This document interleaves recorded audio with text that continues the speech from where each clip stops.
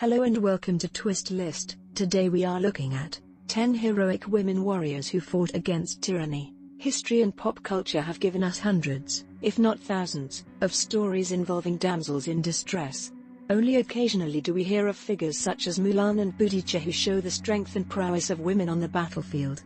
Here are tales of 10 such warrior women who fought against oppression and attack.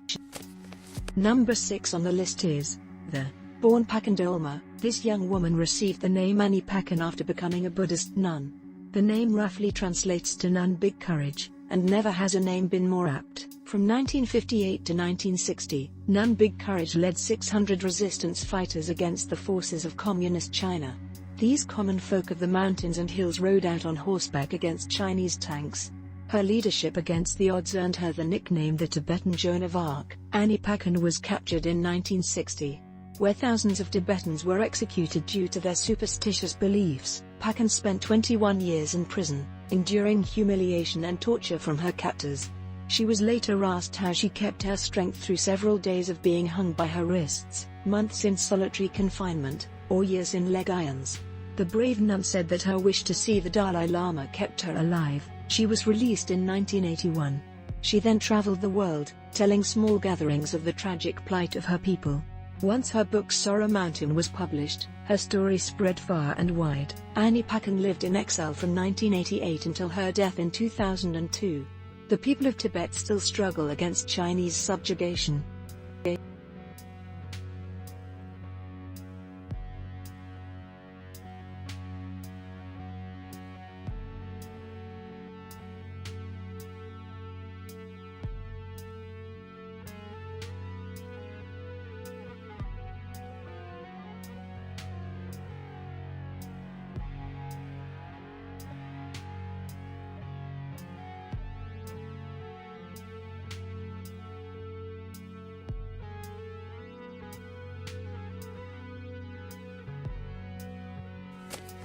The fifth spot on the list is occupied by 6. She was born Maria Krystyna Janina Skarbek to a wealthy family in Poland.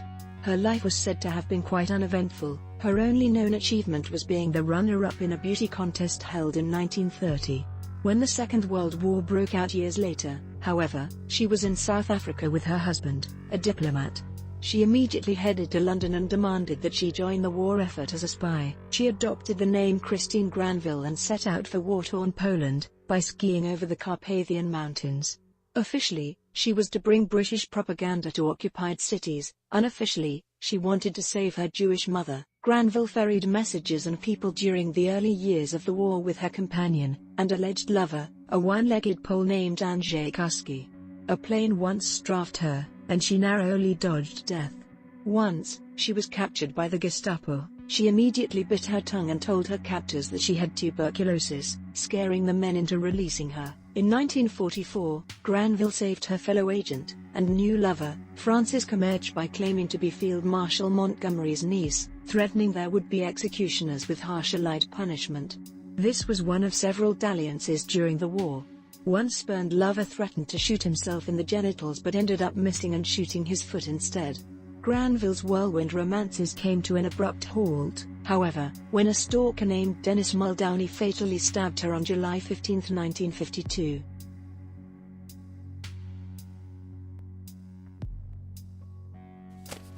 Number 4 on the list is the Chinese Restorer. When Germany broke its non-aggression pact with the Soviet Union in 1941, many women volunteered to take the fight to the Nazis. One of them was Livia Litvak, who became an instructor and later on a full-fledged fighter pilot in combat zones. Litvak's carefree spirit and positive attitude brightened other soldiers' lives. She painted a white lily on the nose of her Yak-1. Enemies who saw her skill in the air mistook the flower for a rose, giving her the nickname the White Rose of Stalingrad. On September 13, 1942, Litvak became the first female pilot to shoot down an enemy plane, downing German pilot Erwin Meyer over Stalingrad. Meyer, who was captured on the ground, asked to be shown to the Russian ace. When the Soviets brought him before the diminutive Litvak, he thought the Russians were pulling a prank. His laughter ended when Litvak described their dogfight in vivid detail, shocking Meyer so much that he offered her his gold watch. Litvak declined, saying, "I do not accept gifts from my enemies."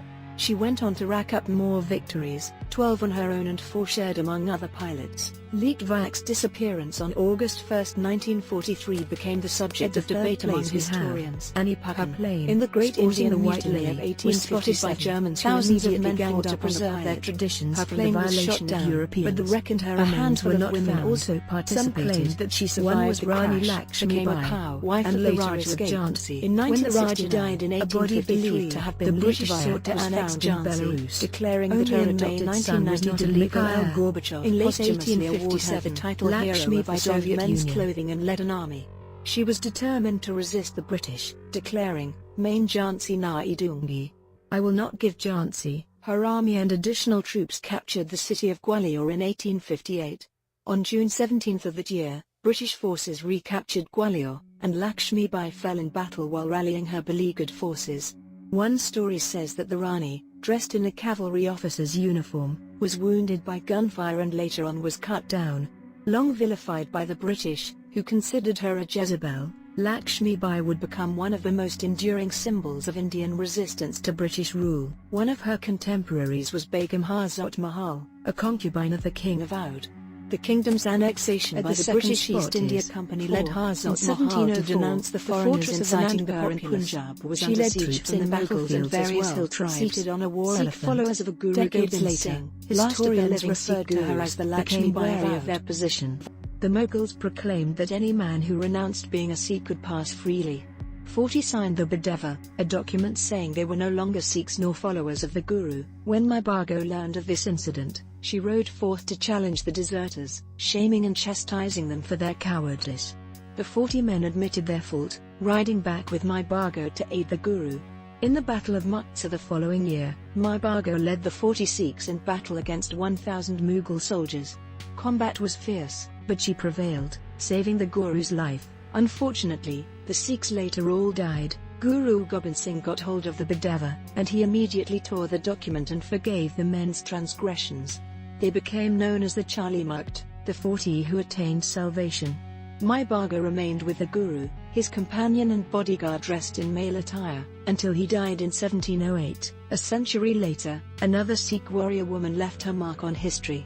In 1794, and finally, Bibi Sahib Kaur led a local force to rescue her husband women from captivity. Confined to supporting roles during conflicts in America's hometown as well, bringing water brandishing to the men or nursing them back. She rallied her forces in defense of their town. Was doing just during the Battle of Monmouth. British adventurer George Thomas raided neighbouring Sikh towns. Suddenly, her husband marched to the head of her army, upon herself to operate the cannon for the rest of the battle.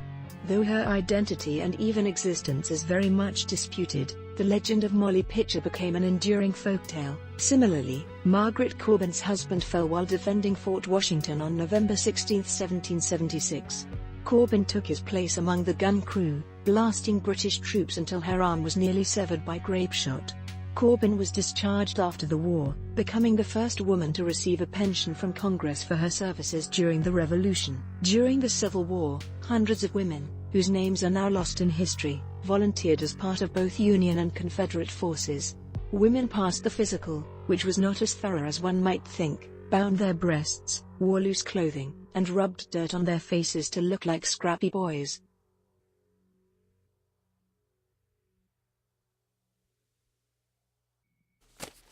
The fifth spot on the list is occupied by, a Chinese sailor drank shark blood to survive 133 days at sea. Poon Lim was a steward on a British ship travelling to Suriname when Germans attacked the ship with torpedoes. Lim grabbed a life jacket and jumped overboard just seconds before the ship exploded. He was the sole survivor. Lim climbed aboard a raft in the wreckage and then set out on a grueling journey alone.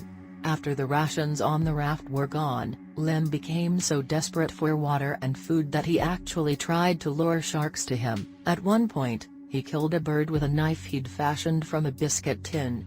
Then he used the dead bird to lure a shark to his raft, bashed the shark's head with a jug, and drank its blood. Lim passed by several US and German vessels but was ignored by everyone. Finally, he was spotted by Brazilian fishermen who brought him ashore after 133 days at sea.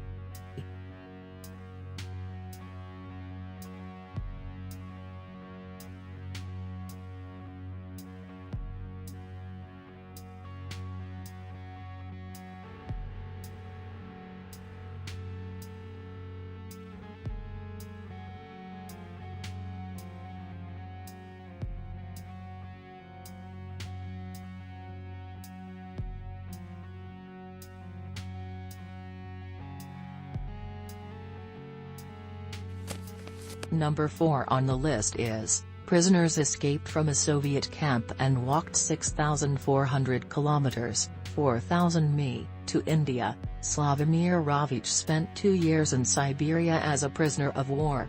Then, with the help of the camp commandant's wife, he and 6 others escaped. But their trip to safety wasn't easy. The men left during a blizzard and had to wander through the Siberian Arctic, living off what they could catch or find. When they made their way out of the Siberian Arctic, they were stuck traveling through the Gobi Desert and then the Himalayas in their desperate journey to the safety of India. By the end, they had traveled 6,400 kilometers, 4,000 miles, and lost 3 men. 4 of the men survived, though, after traveling through the harshest environments in the world.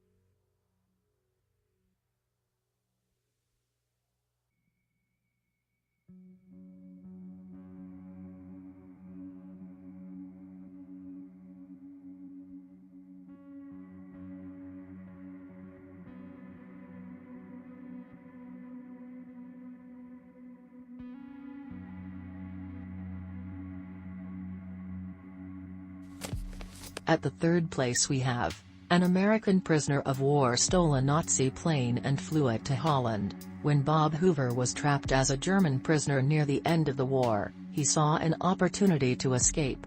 A German fighter plane had been left unattended, so he took it. It wasn't until Hoover was in the air that he realized how insane his plan was. He intended to fly to Holland, but he realized that he would undoubtedly be shot down when they spotted him in a swastika-adorned plane. As soon as he saw an open farmer's field, Hoover touched down. Dutch farmers charged at him with pitchforks, believing he was a downed Nazi pilot. Hoover tried yelling to them, but they couldn't understand. It seemed like the end, until a British army truck drove over. Hoover yelled, "I'm a Yank." The British soldiers translated for the Dutch farmers and took Hoover home.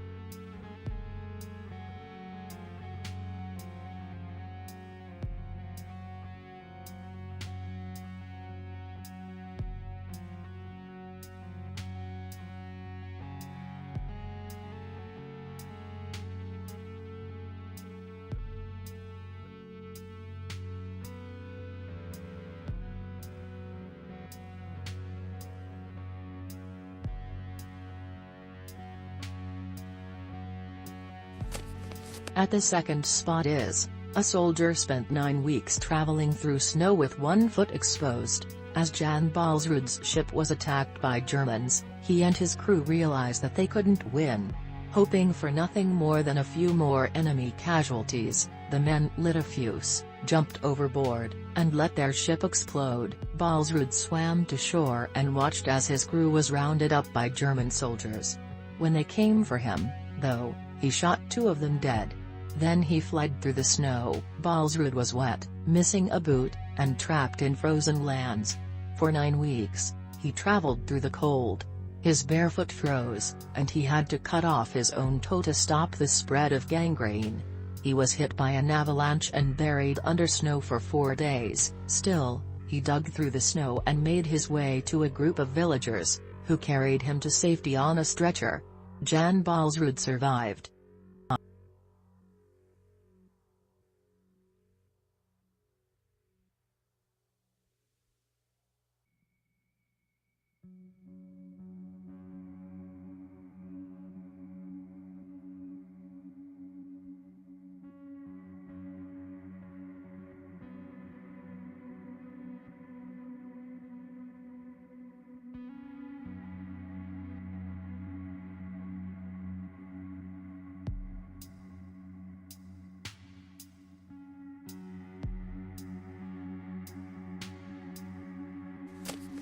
And finally, at number 1, further reading. For more astonishing tales of survival, look no further than the Listverse archives.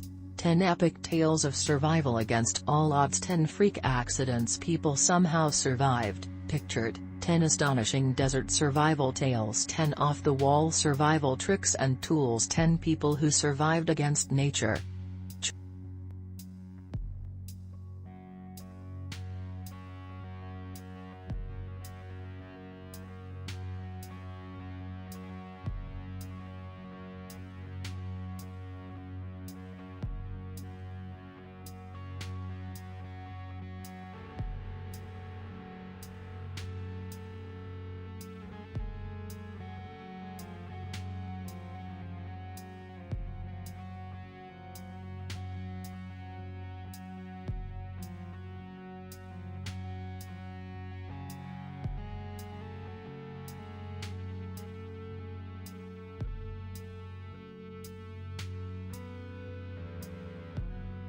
Thanks for watching. If you enjoyed this video and would like to see more, then please hit the subscribe button.